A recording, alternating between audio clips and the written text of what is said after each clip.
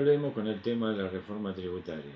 Nos vamos a ocupar en particular del impuesto a los ingresos brutos, emitiendo una opinión, haciendo un aporte de cómo a nuestro criterio debiera sustituirse por el impuesto a las ventas finales.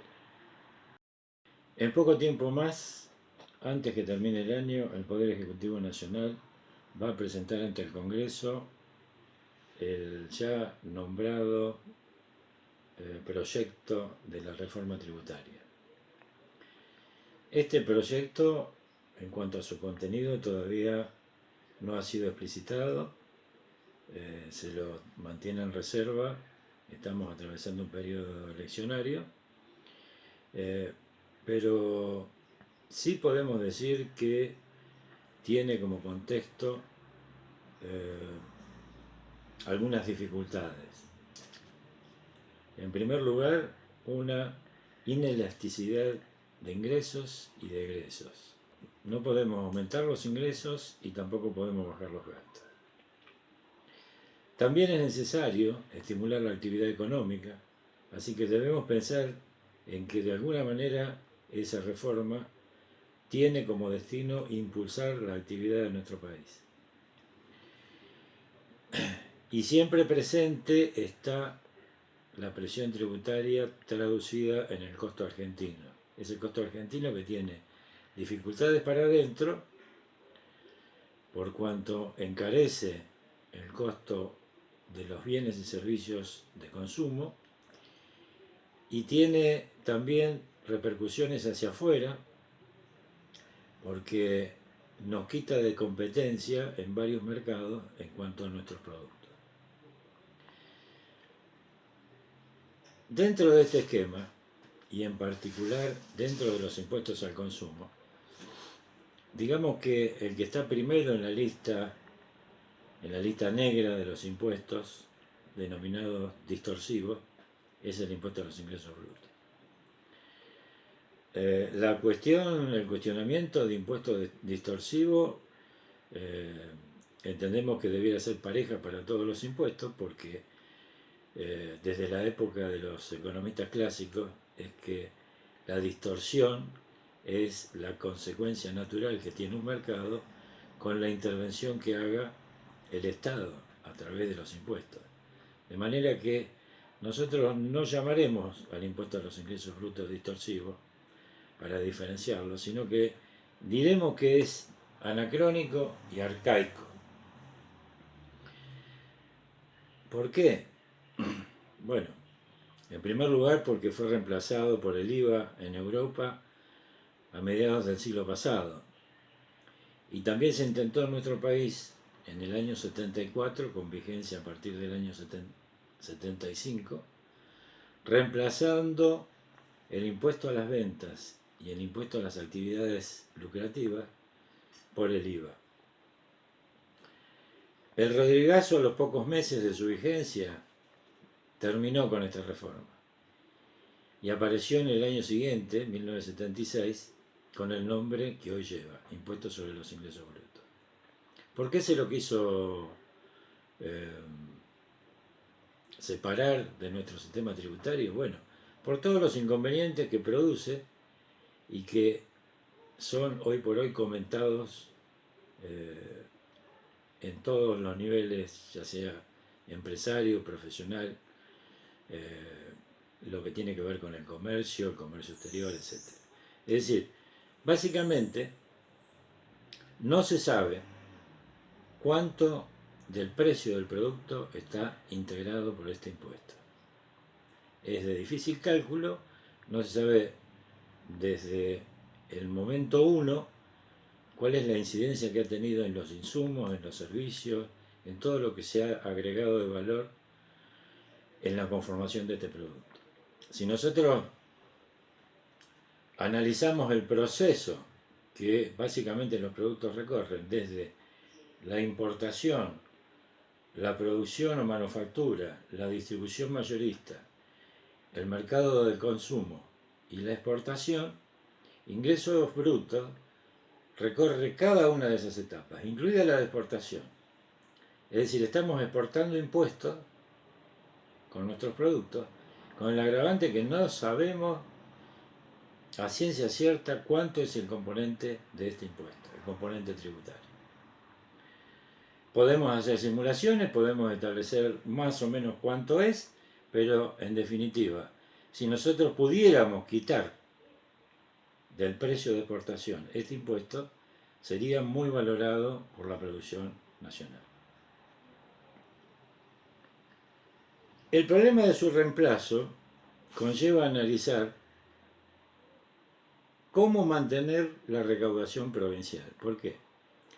Porque este impuesto, sobre todo en el área central de nuestro país,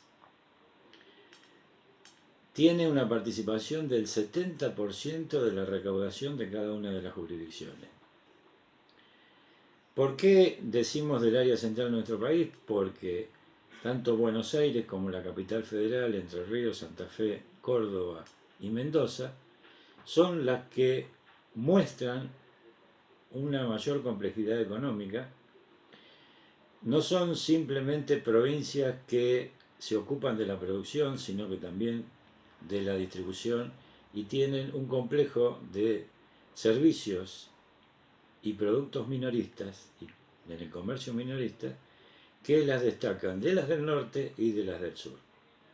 Debiéramos analizar por separado cómo sería la composición entre provincias que son más productoras que comercializadoras, tanto en el norte como en el sur, para ver cuál sería la incidencia de derogar este impuesto y reemplazarlo por otro instrumento financiero.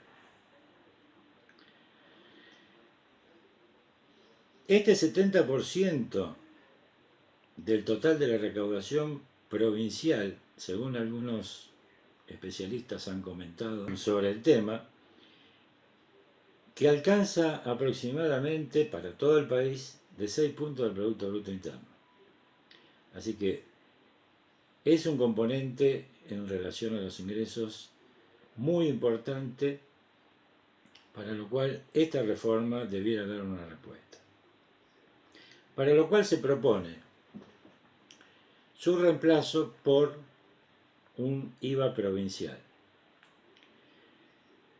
Este IVA provincial de alguna manera agregaría a la alícuota del impuesto al valor agregado, hablemos de la alícuota general del 21%, un porcentaje adicional.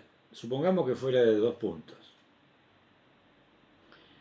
Digamos que en este esquema el nuevo impuesto, el IVA provincial, de alguna manera recogería todas las virtudes que tiene el IVA nacional y también las dificultades que tiene este impuesto. Porque según las palabras del ministro de Hacienda, de no hace muchos días, si bien tiene una alícuota nominal del 21%, la recaudación no llegaría al 10% de manera efectiva. Es decir, él reconoce que habría que hacer algunos ajustes en esa materia. De todas formas, para destacar, y recordando el teorema representado en la curva de Laffer, si seguimos agregando a la alícuota 2%, 3% o lo que fuera, es probable que se produzca lo que ese teorema nos anuncia. Es decir, la curva de Laffer llega creciente a un máximo en donde, pasado ese punto, la curva de recaudación se hace decreciente. Es decir, si aumentamos más la alícuota, tengamos presente que es muy probable, y en función de la evasión que tiene este impuesto, es muy probable que la recaudación decrezca. Se mejoraría así la cuestión del ajuste en frontera, porque conocido el costo fiscal hasta que el producto llega a puerto, es posible su devolución a través de un trámite que, bueno, tal vez no sea lo más rápido que el contribuyente espera, pero es una devolución que tiene sentido y que a la larga o a la corta se hace efectivo. La otra opción que se evalúa es sustituirlo por el impuesto a la venta final. El impuesto a la venta final hace que solo se grave la etapa del mercado minorista, es decir, que quede fuera de la tributación todo lo que tenga que ver con la importación del producto, la manufactura, la producción o la industrialización, el mercado mayorista, y se aplique solo al mercado minorista.